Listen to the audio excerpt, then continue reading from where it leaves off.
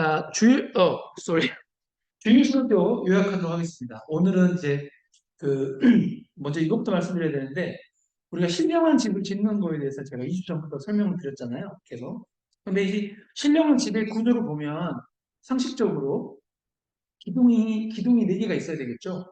그래서 아까 제가 여기선 적진 않았는데 그 4가지 기둥을 말씀드렸습니다. 뭐냐면 나의 영혼과 영성, 그다음에 그 육체, 내 육체와 영성, 두 번째 기둥, 그 다음에 세 번째 기둥은 물질, 돈이죠. 물질과 영성에 대한 기둥, 네 번째 기둥은 대인 관계에 대한 기둥, 인간관계에 대한 기둥. 그래서 이 4가지 기둥이 균형 있게 자라야지 이렇게 신령한 집이 되는 것이지, 3가지 기둥은 잘 자라는데 한 기둥이 잘 안 된다. 이 4기둥 중에 하나가 잘 안 된다.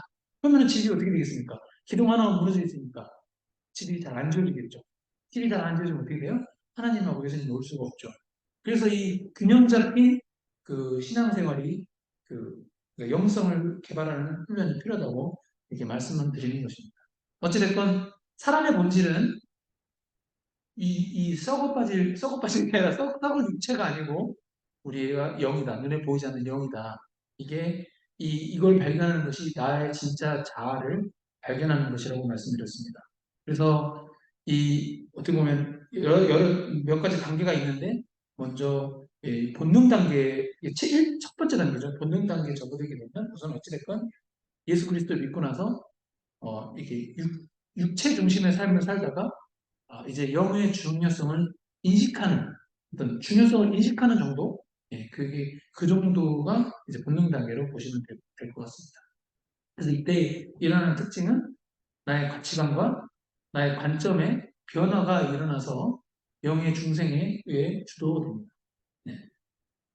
그래서 그럼 이제 두 번째 포인트는 이제 설교문을 좀 약간 요약을 해봤는데, 그러니까 성령의 생명이라고 했지만 어찌됐건 요한복음 6장 23절을 인용해서 육체는 어차피 죽으면 다 흙으로 돌아가거든요. 썩어 없어질 것이지만 영은 생명을 부여한다. 영원을 살게 되는 그런 걸 이제 강조드렸고요. 그래서 영의 인도를 따르는 삶, 다시 말해서 하나님의 말씀을 따르는 삶이 하나님의 의도와 일치하는 삶으로 이어진다라고 제가 말씀드렸습니다. 예. 육체에 따르는 삶은 사망이요. 영에 따르는 삶은 영의 인도를 따르는 삶은 이제 영생이기 때문에 이게 굉장히 중요한 개념이고요. 예, 그래서 육과 영의 구분. 예. 그리고 균형 잡힌 기둥은 아까 제가 말씀드렸던 우리의 영혼, 우리의 육체, 우리의 물질 사용, 우리의 대인 관계. 이 4기둥이 균형 잡히게 성장해야 한다는 것을 제가 강조드리는 것입니다. 예. 이게 새로운 컨셉으로 다가오실 수 있지만 이게 굉장히 중요합니다. 예. 성경적으로 또 계속 풀어드리겠습니다. 그래서 이 4가지 기둥 중에 하나라도 소홀히 하면은 균형 잡힌 신령한 집이 될 수가 없어서 하나님 이뻐하지 못하시는 것이죠. 네. 그래서 요 4가지 기둥 중에 어떤 사람은 되게 어떤 거를 잘하고 어떤 거를 되게 못하는 게 있어요. 사람마다 다른데 자신의 약점을 인정하고 그 기둥 하나를 개선하기 위해서 집중적으로 노력하는 것이 매우 중요합니다. 예를 들어 내가 대인관계가 약하다. 만약에 그러면 대인관계를 잘하는 그리스도인이 되기 위해서 더 노력을 하셔야 되는 거죠. 왜냐하면 영혼이나 육체나 물질 이런 것들을 잘하고 계시니까. 근데 내가 뭐 헌금 생활이라든지 물질 사용이 약하다. 그럼 이제 물질 사용 쪽으로 더 열심히 노력을 해야 되고, 내 육체를 내 육체를 성경 말씀대로 사용하지 못한다면은 이 육체를 성경 말씀대로 사용하는 데에 더 힘을 쓰셔야 되는 거죠. 나머지 잘하고 계시니까. 그런 개념이에요. 제가 하고자 하는 말은 그런 개념이에요. 그래서 자신의 약점을 이 4가지 기둥 중에 자신의 약점을 인정하고 그거를 개선하기 위한 노력을 기울이는 것이 매우 중요합니다. 왜냐하면 그렇게 하면은 이 4기둥이 균형 잡히게 자라서 신령한 집이 견고하게 구축되기 때문입니다. 아멘? 네. 그래서 우리의 진정한 진보는 우리 담임 목사님 말씀하고도 연관이 되긴 하는데, 결국 우리가 믿음이 있는데 우리의 행동이, 우리의 행위가 믿음과 일치되는 것, 하나님의 뜻에 일치되는 삶인 것이죠. 그래서 우리가 하나님의 말씀을 단순히 마음속으로 인정하는 것만으로는 충분하지 않고 그 말씀대로 우리의 삶을 살아내는 것, 월요일부터 토요일까지 살아내는 것, 이게 진짜 신령한 집을 짓는 것이고 참된 믿음이라는 것입니다. 참된 믿음은 행동을 통해 나타납니다. 아멘? 예. 그럼 세상으로부터 분리가 됩니다. 그러니까 물론 최초 단계이긴 하지만 어찌됐건 이제 세상의 뜻과 하나님의 뜻을 이제 인지하는 단계이기 때문에 아직까지 세상에 대한 욕망을 온전히 버리지 못하고 있지만 어찌됐건 이렇게 세상으로부터 분리되려고 하는 노력이 이제 필요한 시점이죠. 예. 어찌됐건 세상에 대한 집착은 영적 성장을 방해합니다. 그래서 예를 들어 교회 안에서 다단계를 한다. NO! 다단계는 절대 안 됩니다. 다단계를 하면은 성도로 안 보이고 돈으로 보여요. 그리고 코인 한다. 예, 누가 뭐 공짜로 주면 상관이 없는데 내가 막 내 돈 낸다.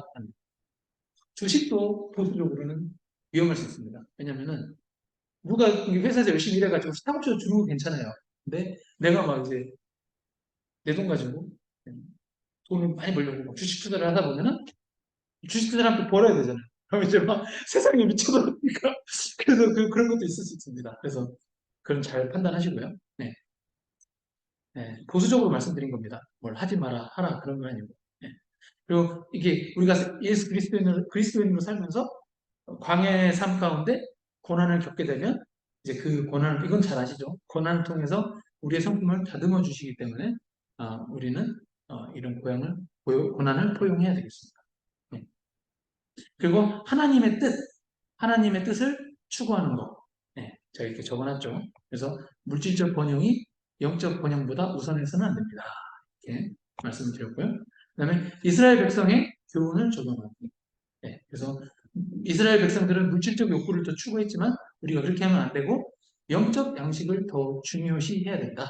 네, 그렇게 하시고요. 결론 잠깐 보시면 네, 영혼과 영성의 붙는 단계에 대해서 제가 말씀드렸고 이제 세상적인 욕망보다 영적인 영역에 우선순위를 두는 것을 중요성을 강조하고 있습니다. 그래서 행동과 믿음과 행동을 일치시키고 이 네 기둥, 균형 잡힌 영적인 집을 가꾸시고 도전을 성장의 기회로 받아들이는 것을 강조합니다. 신자들은 자기개발과 하나님의 뜻에 따라 여기서 말하는 자기개발은 영적인 자기개발을 말합니다.